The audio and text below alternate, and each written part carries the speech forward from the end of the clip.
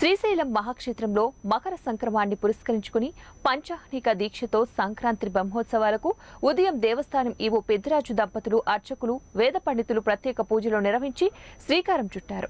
ఈ బ్రహ్మోత్సవాల సందర్భంగా సాయంత్రం ఆలయంలో భేరీ తాండవంతో సకల దేవతలను ఆహ్వానిస్తూ ధ్వజారోహణ, ధ్వజపటాన్విష్కరణ, అంకురార్పణ పూజలు నిర్వహించారు.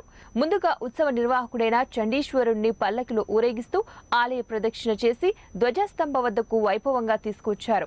అక్కడ వేద మంత్రోచ్చరణలతో అర్చకులు, వేద పండితులు విశేష పూజలు నిర్వహించారు. సంక్రాంతి బ్రహ్మోత్సవాల నిర్వహణకు బ్రహ్మదేవుణ్ణి ఆహ్వానించారు. పార్వతీ పరమేశ్వరులు కళ్యాణంలో కన్యాదానం చేసేందుకు మహావిష్ణువును, సకల దేవతలను బ్రహ్మోత్సవాలకు రావాల్సిందిగా వేద మంత్రోచ్చరణలతో ఆహ్వానించారు.